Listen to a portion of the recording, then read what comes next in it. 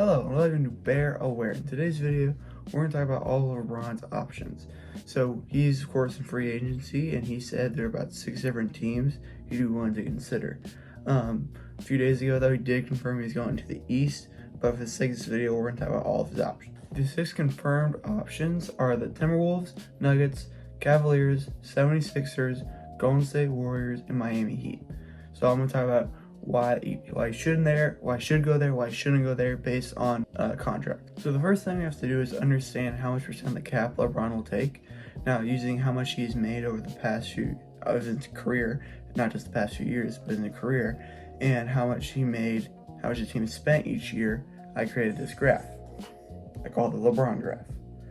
Now, the brown represents his time in Cleveland, the red represents his time in Miami, and the yellow represents his time in LA. Now, if we average out those percents, we get about 23.5% of the cap is taken up by LeBron. But you have to account that the first 4 years were under a rookie deal that he could not control. So taking those first 4 years out means we get an average of 25.5. Now, it is worth noting that with his most recent team, the LA Lakers, he's taken an average of 27.3% of the cap. But in the past, he has taken pay cuts, like in Miami, where he only took 20.8% of the cap to help win championships. So using all that information, we can estimate LeBron will take anywhere from 21 to 27% of the cap.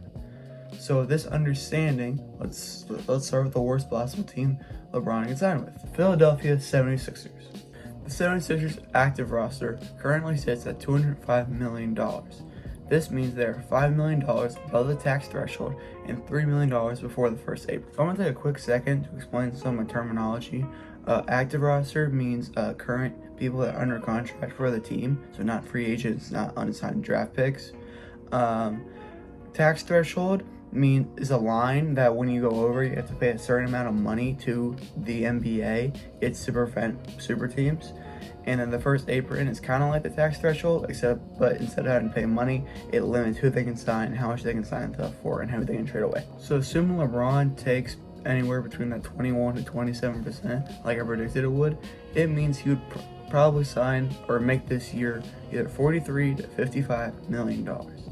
So if the 76ers sign him outright with no changes to their roster, it means they would have to pay $180 million in tax. However, when it comes to creating room for LeBron, this is what makes them by far the worst team. In order to create room, the 76ers would either have to give up former MVP Joel Embiid, recently acquired and finals MVP Jaylen Brown, or Tyrese Maxey, who I met in real life. Signing away these youngest stars with no real need for LeBron is not a smart decision for now or for the future. The second worst team for LeBron to go to is the Denver Nuggets. They're in a very similar situation compared to the 76ers, but they do have a slight advantage. Currently, they have the 5th highest active roster in the NBA, sitting at $207.6 million.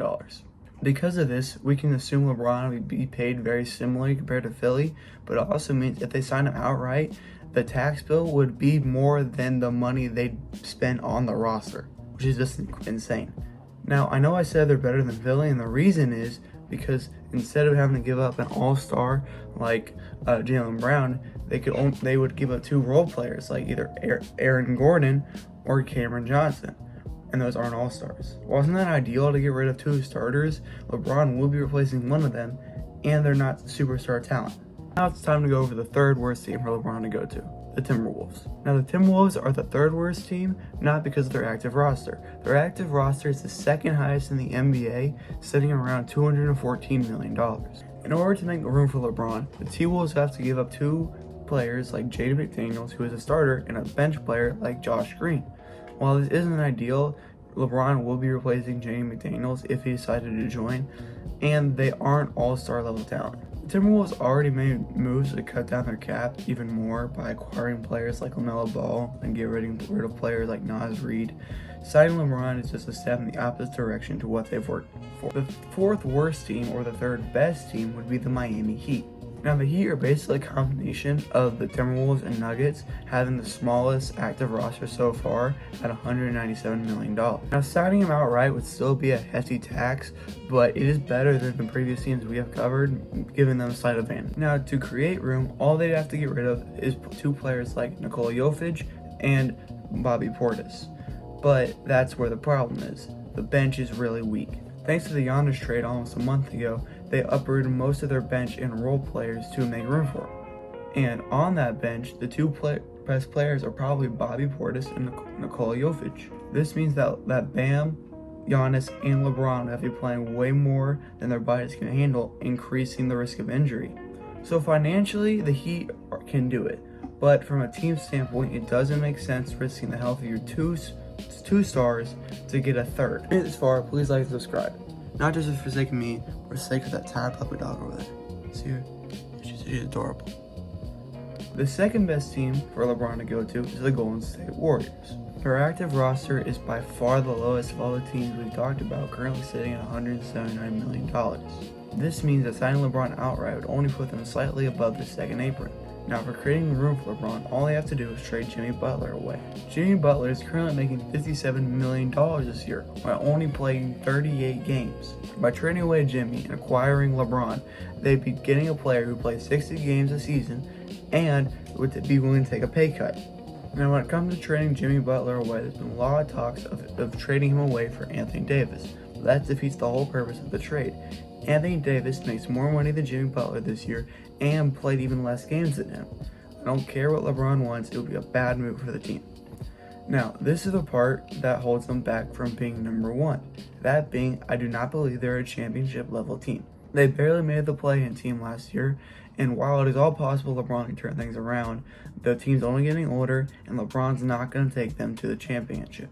So finally, the best and most realistic team for LeBron James to go to is the Cleveland Cavaliers. Their active roster currently sits at $182 million, which isn't better than the Golden State Warriors, but it's still pretty low compared to teams like the 76ers.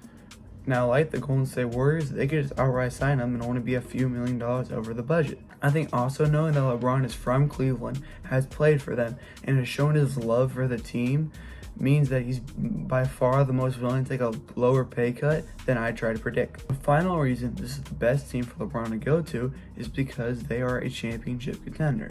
They made the conference finals last year with a relatively similar roster. That being said, there is one downside of James going to Cleveland. That being, the Cavs cannot re-sign James Harden. Harden's contract is currently at $43 million, meaning it's either LeBron or him. Now, them not signing Harden is not big of a deal due to the fact they have a okay point guard in Dennis Schroeder. I think they're going to take LeBron if he gives them the chance over Harden. So that's it. That's my list. I believe the order of teams LeBron should go to goes 76ers, Denver Nuggets, Minnesota Timberwolves, Miami Heat, Golden State Warriors, and Cleveland Cavaliers. Thank you so much for watching. Hope you have a great day. God bless, and like and subscribe.